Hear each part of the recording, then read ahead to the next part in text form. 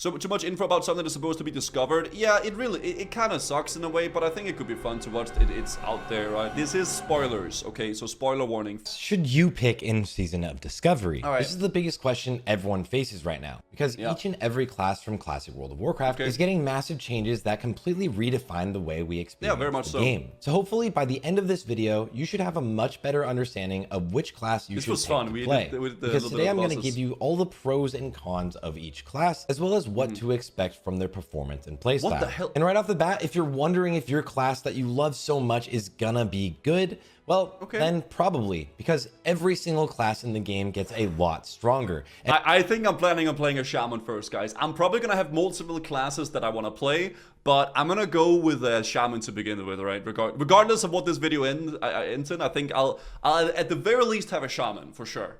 Every single build in the game gets a lot stronger, even the ones that were conventionally thought of as meme builds. And bear in mind, each class can have class changes happen to them. There are some recent buffs and nerfs, and I'll try to address them in this video as well. But at least gone are the days of bringing 26 Fury Warriors to a raid and having everyone else just be there as support. Don't let it. Let's be honest, dude.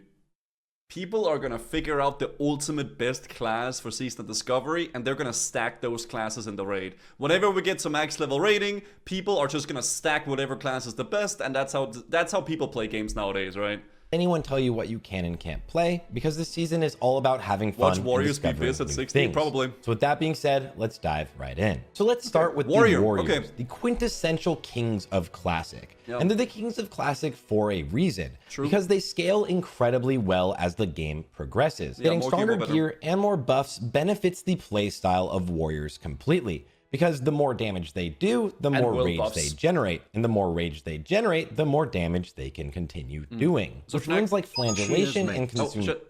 Yo, Fabe the Cat, thank you for the 10 months. Flagellation? What the hell? Gain 25% bonus at physical damage for twirls like Effect, Blood Rage, or Berserker Rage. Dude, you can probably do some nasty goddamn burst, man. It's gonna feel like a little, dude, it's gonna feel like your cooldowns are gonna be insane. By rage, warriors are guaranteed powerhouses at the higher levels. They also have runes that buff both dual wielding and two-handed specializations, making it so that you can play with either of these playstyles if you want a DPS. And as tanks, there was some data mining of a hidden gladiator stance, which would allow warriors to wear a shield while also still doing pretty strong damage and having an incredible threat, which is kind of the quintessential aspect of Classic. They're gonna bring back gladiator. The downside to warriors right now is that at level 25, they're missing a massive part of their toolkit. As the class scales with the more power they get, the lower levels also tend to feel the most weak. For DPS, the talent Flurry alone would give them 30% more attack speed and bring their class more online. So don't worry if you're not the absolute Giga Chads within Phase 1, because warriors are still the best class for scaling in World of Warcraft class.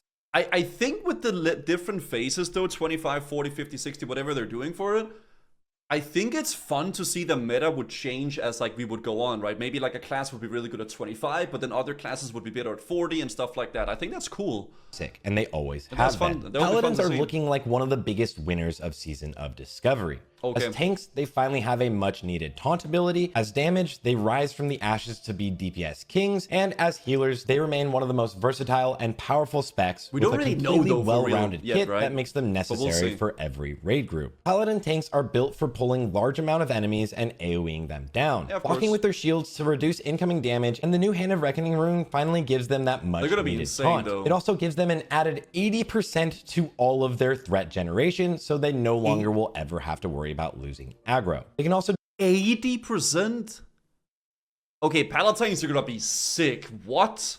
Do more AoE damage if they decide to grab Divine Storm, and Avenger's Shield is a ranged ability that absolutely pumps. As far as damage goes, Retribution Paladins just received quite a large nerf, but that nerf is not actually hurting them enough to bring them down from one of the strongest DPS classes in the entire game, right? When we played the BFD meta, or like the BFD at the BlizzCon thing, SFand absolutely annihilated the DPS meter on Paladin. It was now, the nerf they insane. received specifically made it so that their Seal of Martyrdom no longer hit 3 targets at one time for sustained cleave. Instead, it is now a seal to return mana to the Paladin himself, as well as the rest of the raid. But the Paladins can just choose to grab Divine Storm instead, and the cooldown of Crusader Strike was brought up from 4 seconds to 6 seconds, just making it a little bit longer for you to be able to use that ability again. And as always, Paladins still come with blessings, some of the most powerful buffs in the entire game. Salvation alone is one of the reasons why most guilds actually go Alliance. Those things combined with their ability to bubble themselves and anyone else in their party to instantly save their lives or instantly drop a full heal into the tank makes Paladins an absolutely top class pick for all of Season of Discovery. And as powerful and essential as Paladins are to the Alliance, the Horde received a lot of buffs to their unique class, the Shaman. Shamans were the most sought after healer in Classic because of their ability to heal multiple targets, and of course because they brought Wind Fury Totem with them, which is now kind of shared with another class, but we'll get into that later. Shaman healers continue to shine with new abilities that increase both their AoE healing as well as some single target healing runes that put them on par with Paladins at keeping tanks alive. Shamans can also finally play the beloved enhanced specialization and not get kicked out of the raids. Although Reddit might be convincing you that they are completely missing out on the two-handed enhanced build that would run around and one-shot people in PvP, the dual-wield playstyle of enhancement will turn them to incredibly powerful and sustained damage dealers. I really hope that they do something for two-hander for shamans though. I think two-handing as a shaman enhancement is like, that's like the pure vanilla, right? It's so cool, but we'll see, I guess. It will be so sick, man. I'm really hyped for Elemental though as well. I will say that too. They also come with runes that can help deal with any sort of mana issues they might have experienced beforehand. And not only that, but Shamans can also become tanks now in Season of Mastery. That's cool. And they might even be the strongest AoE tanks in the entire game. They were meant to be tanks and receive mana back every single time you block a physical attack. This means Shaman tanks are incredibly powerful for tanking a ton of mobs at one time, just like Paladins are for Alliance. They have a Frontal Cone of Cold ability that's currently The WoW community is so dumb. 4 years of whining for doable Shamans in Classic, and then when it comes out, they whine for two-hander. Well, I'm not whining. I think it's really cool that we're getting dual wield. I just think it could be sick if two-hander was viable as well. I think that'd be cool. But I think it's amazing though, both of them. Capped on how many targets it can hit, and it generates a huge amount of threat. And they finally have a single target taunt, and in my opinion, they're one of the most fun tanks to play. That's just from my experience playing them in the BFD raid. Lastly, Shamans can also become a ranged caster that pumps. With runes like Lava Burst and Overload, Shamans can not only one-shot people in PvP, but they will be continuously pumping in PvE. That is sick. The only drawback in Phase 1 is that Shamans don't yet have Chain Lightning at level 25. And on the topic of hybrid classes, let's talk about Druids. A lot of work has been put in to make sure that all 4 Druid specs are completely viable. And I say 4 because Druids can also now differentiate between tanking and feral DPS. Every single melee in Classic is going to absolutely fight over whoever gets the feral Druid in their group. That's because Druids now bring a new they get Wind Fury, right? Yeah, I remember that from BFD. Feral Druids gave Wind Fury, I believe. Improved Wind Fury called Wild Strike. So that's right. And dude, you can have a weapon like a sharpening stone on, or like poisons, while this Wind Fury is active. So rogues can have poisons and Wind Fury. That's insane. We now have pre-watched. No, I haven't pre-watched. I mean, I played the game. I played in BFD. Like I've done a little bit of stuff, right? Wind Fury for Alliance, and this is even a better Wind Fury for Horde. That's because Wild Strikes does not take up a weapon enhancement slot, meaning that rogues and warriors or anyone else can also use sharpening stones or poisons and still benefit from getting those huge Wind Fury procs. Feral DPS will get Savage Roar, a new finishing move that gives the kitty a raw 30% extra damage. This combined with Mangle will make Feral Druid DPS extremely sought after in all raid environments. As tanks, Feral Druids get a lot more survivability with Survival of the Fittest, but they can also bring that Wind Fury buff if they need to. Feral Druids finally get an interrupt, and they have more threat generation than ever before with the new ability. It says in the tooltip that it doesn't. Maybe it's wrong, but when I was playing on BFD, I had both Wind Fury and I had poisons. Lacerate. And Boom Chickens are no longer a meme spec. Balanced Druids get Sunfire and Star Surge as new spells that round out their arsenal, but they also completely forego any sort of mana issues because they can get a rune that makes their Wrath spell completely free to cast. What? Reduce the mana cost of Wrath by 100% each time you deal damage with Wrath. You have a 12% chance for your next cast of Healing Touch within 15 seconds to be instant. Wait, it just removes mana cost on Wrath completely? Not even like a clear cast? That's insane. This means while leveling, you will literally never obviously, guys, a lot of this stuff that we're watching is subject to change. It's not like set in stone. Meme frown. It's not set in stone. A lot of it might change. A lot of it might not be what it ends up being. But this is kind of what it looks like at the moment, right? Sansa, thank you for the 4 months. Have to stop to drink. As for healers in classic, everything is really subject to change in this video that we're watching. I think it would just be fun to watch, really. Druids originally... You think it might change this close to release? Well, not necessarily immediately, but it might change as we go on, right? Weren't even able to use most of their changed abilities. Already? That's because of the way that buff cap worked. If you don't know what that is, essentially you could only have up to 32 buffs on you at one time, and Druid heals would also count as a buff themselves. So if you accidentally threw a rejuve on your main tank, you might have actually pushed off their most important world buff. This is no longer the case, and Druids can finally use all of their abilities. Not only that, but they finally get some new abilities as well. Runes like Wild Growth will make Druids one of the most powerful raid-wide healing classes in the entire game. That's crazy. Well, imagine that. Putting a bunch of abilities into a game that the content was never intended to have those abilities is overpowered. Who would have thought? This shit is so getting the nerf bad. Maybe. Or maybe they're gonna tune the content that they're putting into the game to like this new, like, you know, specs or whatever the hell, right? You don't know. I think it's kind of fun though. I think it's a fun thing, and I think it's interesting that they are trying to like do something completely different, right? I know we could just also just get vanilla fresh, and that would be really fun too, but I think it's interesting that they're actually trying to do something wildly different, right? Personally. People don't like classic for harder content. Yeah, I mean, I don't think hard content equals fun content necessarily, right? As if Blizz sees it actually balance anything. Copium alert. Himano, are you guys like double teaming the donos? You guys like tag teaming like WWE, man. You like smack me into like the side, and then like Gore-Tex comes with an uppercut, and then Himano comes in with the other one. Holy, let's keep watching. And if you're ever anticipating a lot of damage to go out, the Druid can perfectly prepare for all of that and have everyone healed up right after. Hunters are the last remaining pure DPS class in all of Season of Discovery. Lone Wolf. With multiple playstyles from pet builds to ranged snipers and even a fully melee hunter. Hunters are looking cool. Melee hunters are actually a thing in this game, and Thunder Fury might genuinely now be a hunter weapon. It's crucial to mention that hunters can now bring the Blessing of Kings buff over to the Horde side with Aspect of the Lion. This increases... Wait, so this is Kings? All stats by 10% for all nearby allies. Yeah, that's Kings. Everybody's stats by 10% and gives the hunter himself an extra 10% to that bonus. This will be absolutely essential if you are the only hunter in the group. Although the melee build might not be fully fleshed out in phase 1 of Season of Discovery, you get the new ability Flanking Strike, where you and your pet both hit for 100% weapon damage, and it also buffs your Raptor Strike and Mongoose Bite abilities. Melee hunters also get an incredible cleave ability that is quite literally one of the only uncapped cleave abilities in the entire game. Wait.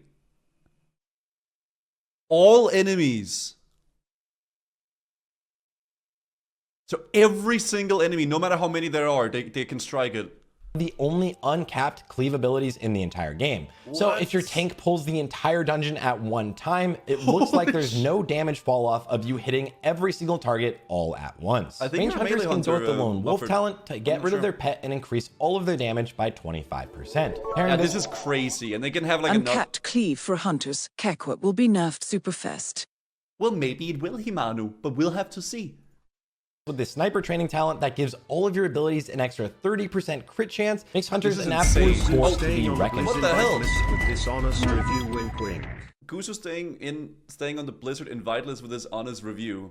Okay, like I'm not sponsored to watch this video. I just think it's kind of exciting that we're getting something completely different and new for Classic. I don't know. I don't know. I think it's gonna be fun to see. We'll figure it out. Thank you for the 1.5k bits, by the way, 18B.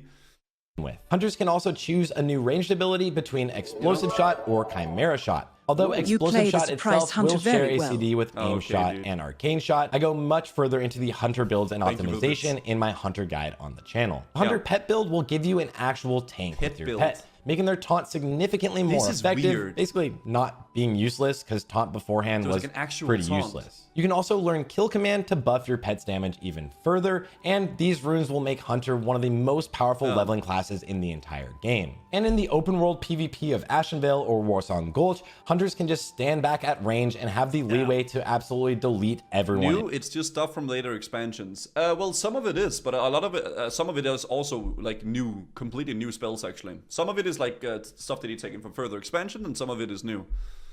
In front of them, which is going to make them one of my favorite classes in Season of Discovery. Will be cool, rogues have always been one of the best classes for both PvP rogues and PvE in Classic Warcraft, and this remains true in Season of Discovery. Just for PvP alone, rogues are getting a ranged kidney shot and a ranged slow ability that's reminiscent of Outlaw Rogues if you've ever played retail. This solves one of the rogues' biggest issues when fighting other players. And that was if someone ever got out of range of you, rogues turned from the predator to the prey. There was very little to do to close the gap, and that issue has been completely solved with these abilities. As for PvE, rogues have always been able to choose between daggers and swords as how they want it. Nancy's in chat.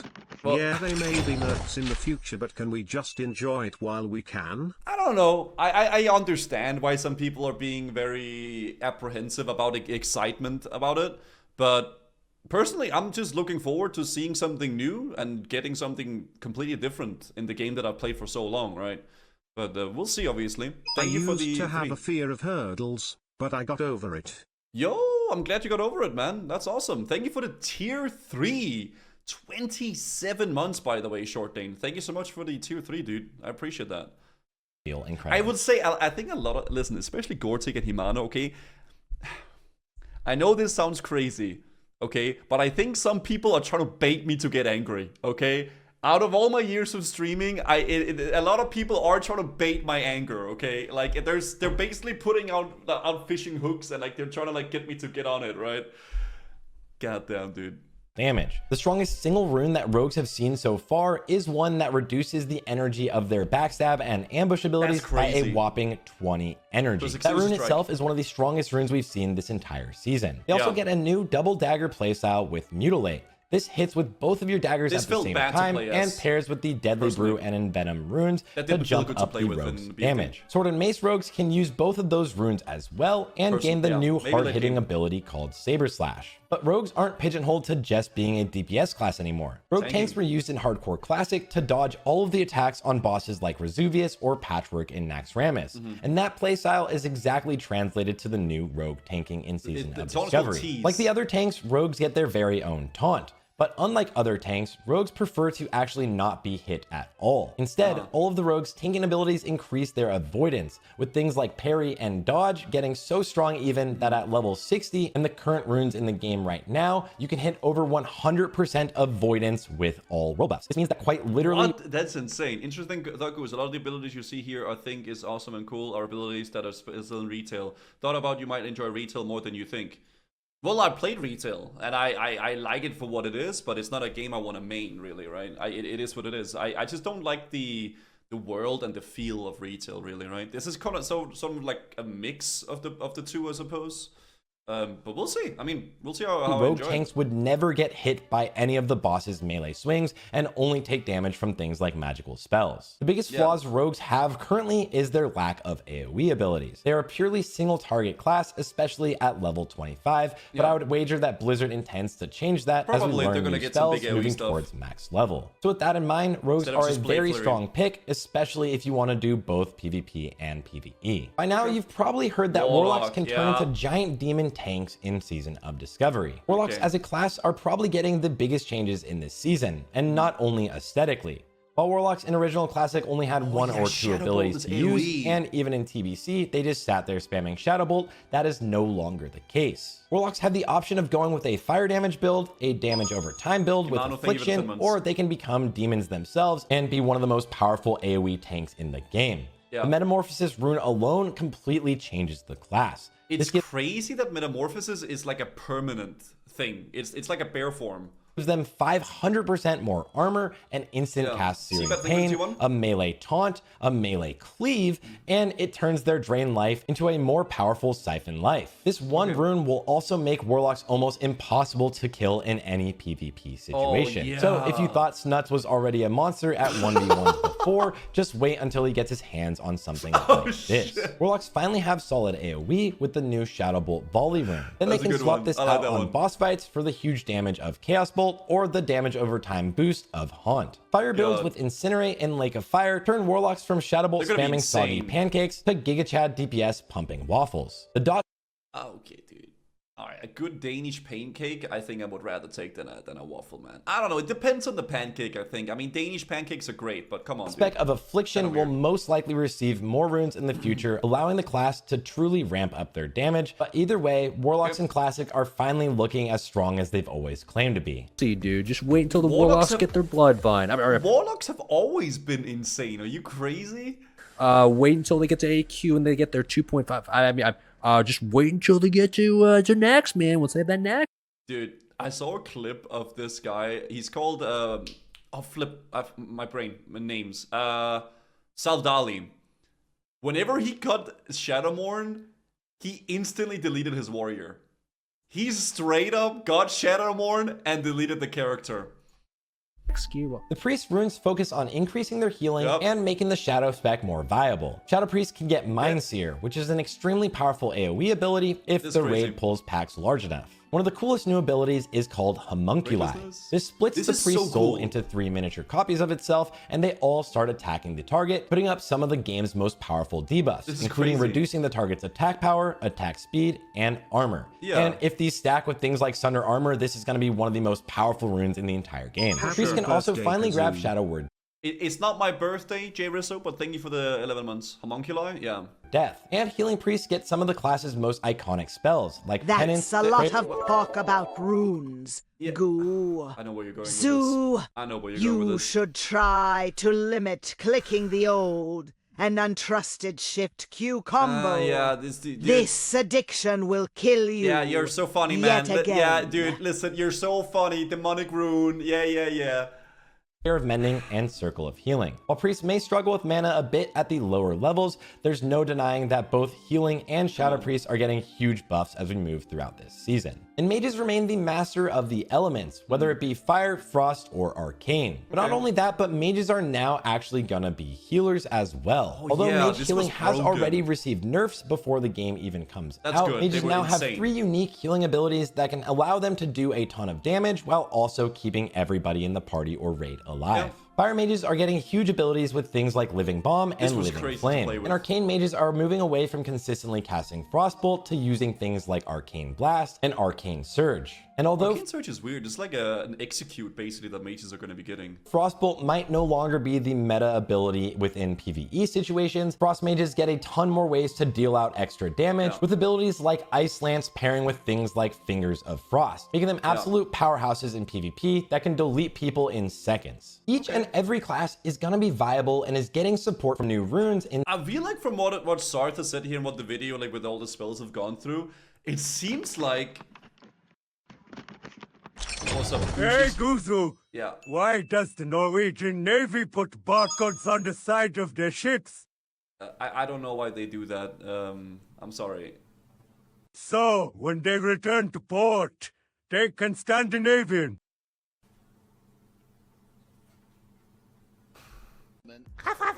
If you get plagued,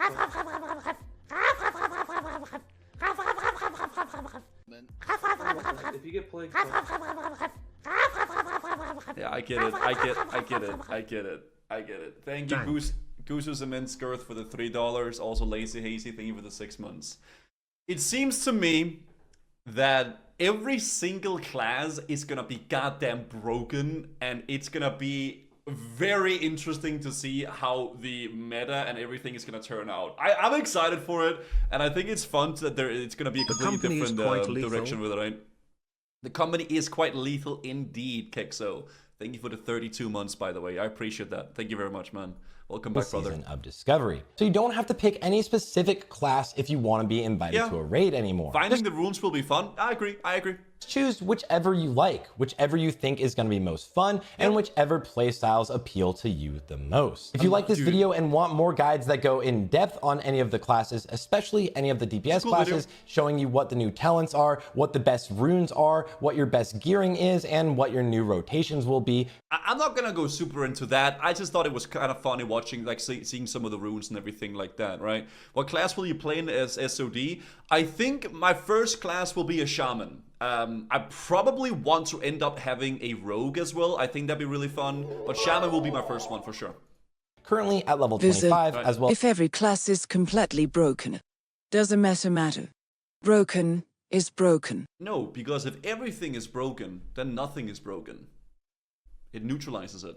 Those updated ones when we get to the higher levels, then make sure to check those out on my page or subscribe for the future ones as the new phases come out. And of course, I will be streaming the launch of Season of Discovery right here on the YouTube as well as over on Twitch, twitch.tv/Sarth. So if there's anything I missed, if you have any questions about any of the classes, if you want to see any of the different builds, or you want to know if there's something that could be more viable, then definitely make sure to ask me either here in the comments or ask me live on stream sometime whenever I'm live. And shout out to everyone who's supporting the YouTube through the channel memberships. Thanks for watching, guys, and I'll see you all on the next. I gotta pause there, but dude, good video, man. Really, really good video. Guys, I'll link it here if you guys want to check it out as well. But genuinely, very, very fun video to go through and see some of the class changes and like how they're gonna end up. Honestly, a lot of this is subject to change. Maybe a lot of it is gonna be completely different whenever it gets released and everything like that. But regardless, though, I think I'm gonna go with the shaman to begin with. And dude, I wanna have a rogue, I wanna have a warrior, I wanna have a shaman. I wanna try so much stuff, dude. I'm not gonna lie. God, it's so cool to see every class pick is a good pick. Just go for whatever you're feeling the most. Level 25 cap also makes it easier to try new classes and roles. Yeah, I agree. I agree for sure. I think it's gonna be fun to see, right? Also, strictly on PvP, would you go Shami too? I don't know. I mean, maybe. I think Shaman is going to be fun because of, like, they're going to be very bursty, right?